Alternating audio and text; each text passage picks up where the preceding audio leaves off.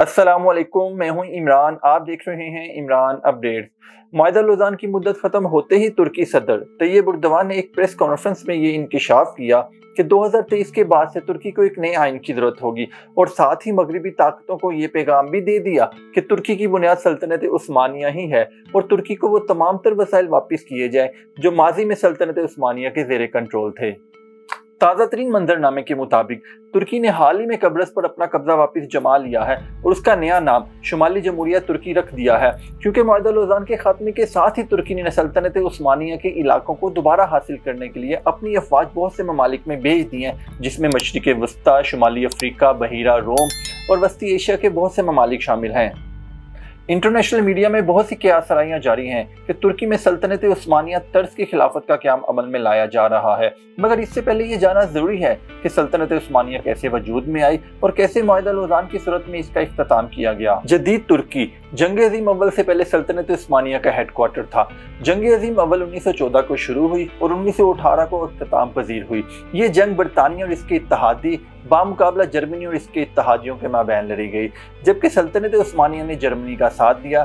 جرمنی جنگ ہار گیا اور برطانیہ جنگ جیت گیا۔ برطانیہ اور اس کے اتحادیوں نے سلطنت عثمانیہ کے تمام علاقوں کی بندربان شروع کر دی اور تمام علاقے سلطنت عثمانیہ کے برطانیہ کے زیر کنٹرول آ گئے۔ اب تین بڑے اعظموں میں پھیلی ہوئی سلطنت عثمانیہ کی تمام ریاستیں ماسوائے اناطولیہ برطانیہ اور اس کے اتحادیوں کے زیر کنٹرول چلی گئی۔ برطانیہ جیت کے باوجود اناطولیہ کو مزید کمزور یا بالکل ختم کرنا چاہتا تھا۔ بہت سے اتحادیوں نے مل کر ترکی کے لیے ایک پھندا تیار کیا جس کو معاہدہ لوزان کہتے ہیں، اور اسی پھندے کی ہی صورت میں سلطنت عثمانیہ کا خاتمہ کیا گیا۔ یہ ویڈیو تمام طرح حقائق سے پردہ اٹھائے گی کہ کیسے طیب اردوان پچھلے 20 سال سے سلطنت عثمانیہ کے قیام کے لیے تک و دو میں شامل ہے، مگر اس سے پہلے آپ کو یہ جاننا ہوگا کہ سلطنت عثمانیہ کا قیام کیسے ہوا اور اس کو کیسے ختم کیا گیا، اور آئندہ ترکی نے کیا پلاننگ کر رکھی ہے کہ کیسے وہ سلطنت عثمانیہ کے تمام تر وسائل اور علاقے واپس لے سکتے ہیں۔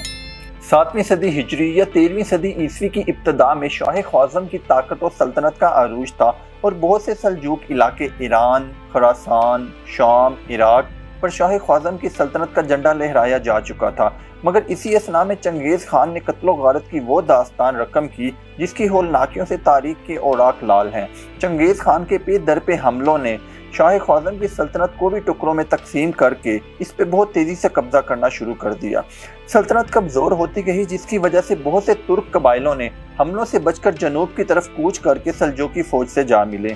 ان ترک قبائلوں میں ایک کائی قبیلہ بھی شاہ سلمان کی کمان میں روانہ تھا۔ تاریخ بتاتی ہے کہ دریائے فرات کراس کرتے ہوئے کائی قبیلے کے سردار شاہ سلمان ڈوب گئے، تو اس کے بیٹے ارطغرل غازی نے کائی قبیلے کی کمان سنبھالی اور سلطان علاؤدین سلجوقی کی سلطنت میں جا کر پناہ لی۔ کائی قبیلے نے یہ فیصلہ کیا کہ وہ کونیا جا کر سلطان علاؤدین سلجوقی کی امان میں پناہ لے گا، مگر دوران سفر ایک ایسا موڑ آیا جس سے کائی قبیلے نے اپنی تاریخ میں جگہ بنائی اور بعد میں سلطنت عثمانیہ کی بنیاد رکھی۔ ہوا یوں کہ دوران سفر ایک میدان میں دو افواج لڑتی نظر آئیں۔ جو افواج بظاہر خدوخال مسلمان اور شکست خوردہ لگ رہی تھی، ارطغرل غازی نے اس کا ساتھ دیا اور دشمن کو بھاگنے پر مجبور کر دیا۔ اختتام جنگ پر پتہ چلا کہ جس کی ارطغرل غازی نے مدد کی ہے وہ سلطان علاؤدین سلجوقی کی فوج تھی، جس کے انعام میں سلطان علاؤدین نے ارطغرل غازی کو تحفتاً سہود کا شہر عنایت فرمایا۔ سہود شہر باذتینی سلطنت کی سرحد کے ساتھ واقع تھا، جس کی وجہ سے آئے دن کائی قبیلے کو جنگی حالات میں رہنا پڑتا تھا۔ ارطغرل غازی کی بہادری اور شجاعت کو دیکھتے ہوئے بہت سے ترک قبائل کائی قبیلے کے جھنڈے تلے آ گئے۔ یہ وہ دور تھا جب سلجوقی سلطنت اپنے آخری سانس گن رہی تھی۔ تاتاریوں نے مشرقی اور جنوبی علاقوں پر قبضہ کر لیا تھا اور عیسائیوں نے مشرقی اور شمالی صوبوں کے اکثر علاقوں پر قبضہ جما لیا تھا۔ کچھ وسطی علاقوں میں سرداروں نے خود مختار حکومتیں بنا لی تھیں۔ ایسے حالات میں سلطنت عثمانیہ کے قیام کے لیے ارطغرل غازی اور عثمان غازی نے بہت طویل جنگیں لڑی۔ ارطغرل کی وفات کے بعد عثمان غازی نے نہایت دلیری کے ساتھ سلجوق ریاستوں کو فتح کر کے ساتھ ملایا اور باذتینی ریاستوں کو پاش پاش کر کے فتح کر لیا۔ ایک بڑے وسیع علاقے پر سلطنت عثمانیہ کی بنیاد رکھی۔ 3 بڑے اعظموں تک پھیلی یہ حکومت سوا 600 سال تک قائم رہی۔ عثمان غازی کی وفات کے بعد ہر سلطان سلطنت عثمانیہ کو وسیع کرتا رہا، جن میں سب سے زیادہ نمایاں سلطان محمد فاتح، جس نے 1453 عیسوی میں قسطنطنیہ فتح کیا، اور سلطان سلیمان القانونی، جس نے مغرب تک وسیع یورپی علاقوں کو فتح کر کے سلطنت عثمانیہ کا حصہ بنایا۔ پوری دنیا میں سلطنت عثمانیہ کی داغ بیٹھی ہوئی تھی، جبکہ پہلی جنگ عظیم کی تیاریاں بھی بادیوں نظر نہ تھیں۔ जंग अजीम अव्वल के इख्तिताम पर सल्तनत उस्मानिया और जर्मनी जंग हार चुके थे, जबकि बरतानिया और इसकी इत्तेहादी जंग जीत चुके थे। सल्तनत उस्मानिया की तमाम रियासतें मासवाए अनातोलिया बरतानिया और उसके इत्तेहादियों के ज़ेरे कंट्रोल चले गई थी। इसके बावजूद भी बरतानिया अनातोलिया को मज़ीद कमज़ोर करना चाहता था, जिसकी वजह से बरतानिया ने यूनानियों को अनातोलिया पर हमले का मशवरा दिया। यूनानियों ने बेशतर इलाकों पर अनातोलिया के कब्जा करना शुरू कर दिया। इन हालात को देखते हुए मुस्तफ़ा कमाल अतातुर्क ने बिखरी हुई कौम को इकट्ठा करना शुरू कर दिया और यूनानियों को अनातोलिया से बाहर निकाल फेंका और मुहिब्बे वतन लोगों को साथ मिलाकर अनातोलिया का इक़्तिदार संभाला और खलीफा अब्दुल हमीद दोम को माज़ूल करके जदीद तुर्की की बुनियाद रखी। वसीह और अरीज़ सल्तनत उस्मानिया का सूरज गरूब हो गया। मुस्तफ़ा कमाल अतातुर्क एक फौजी अफसर, जदीद तुर्की के बानी और पहले सदर थे। मुस्तफ़ा कमाल अतातुर्क ने यूनानी फौज को अनातोलिया से बाहर निकालते ही मुआहिदा सेवरे से इनकार कर दिया। 20 अक्टूबर 1922 की अमन कॉन्फ्रेंस आगाज से लेकर तफसीली बहस और तकरार के बाद 4 फरवरी 2023 तक बेसूद रही, मगर 23 अप्रैल को दोबारा मुज़ाकरात का आगाज हुआ और 24 जुलाई 1923 को माहिदा लौज़ान को हतमी शक्ल दे दी गई और मुस्तफ़ा कमाल अतातुर्क ने खिलाफत उस्मानिया को ख़त्म करके जदीद तुर्की की बुनियाद रखी। माहिदा लौज़ान स्विट्ज़रलैंड के शहर लौज़ान में तय पाया। इसी मुनासबत से इसको माहिदा लौज़ान कहा जाता है।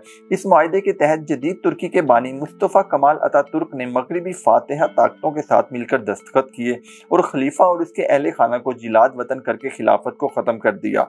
माहिदे के तहत पाबंदियां लगाई गई कि तुर्की अपनी ज़मीन से गैस या पेट्रोल की ड्रिलिंग नहीं करेगा और तुर्की के साहिल समुंदर की बंदरगाह बास्पोरस, जो कि नहर स्वीज़ के बाद दूसरी बड़ी तिजारती राहदरी है, को भी इशारा आम का दर्जा दे दिया गया, जिसकी वजह से तुर्की किसी जहाज से कोई टूल टैक्स वसूल नहीं करेगा। माहिदा लौज़ान में इसकी मुद्दत का जिक्र नहीं, मगर अलबत्ता आलमी माहिदे कानूनी लिहाज से 100 साल के बाद खुद ही ख़त्म हो जाते हैं। मौजूदा हालात में भी अगर हम सल्तनत उस्मानिया या जदीद तुर्की का मुवाजना करें तो हालात ज़्यादा मुख्तलिफ नहीं हैं। अगर हम जंगी हालात पर बात करें तो दुनिया के नक्शे में मशरिक़ वस्ता, शुमाली अफ्रीका, बहीरा रोम और वस्ती एशिया के इलाकों का बगौर जायज़ा लें तो आप तमाम इलाकों में बिलवास्ता या बिलावास्ता तुर्की की मौजूदगी को देखकर हैरान रह जाएंगे। ये इस बात की अक्कासी है कि जदीद तुर्की आज भी सल्तनत उस्मानिया के इलाकों को अपना मानती है। इसी तरह शाम और तुर्की के अपने इलाकों में तुर्क फौज को कुर्दों की मुज़ाहमत का सामना आज भी है। मजीद कब्रस के मौका पर भी तुर्की को यूनान की मुज़ाहमत का सामना है, मगर तुर्की ने शुमाली कब्रस पर कब्जा करके इसका नया नाम शुमाली जमहूरियत तुर्की रख भी दिया है। अब जबकि माहिदा लौज़ान की मुद्दत के ख़त्म होने पर तुर्की पाबंदियों से आज़ाद होगा और तेल और गैस की ड्रिलिंग और बास्पोरस बंदरगाह पर भी टैक्स वसूल कर सकेगा। ये बात कुछ ममालिक को इनके नफ़े के खिलाफ नज़र आ रही है। यही वजह है कि यूरोपीय यूनियन नेटो के साथ तुर्की की कशीदगी आए दिन ज़ेरे बहस रहती है।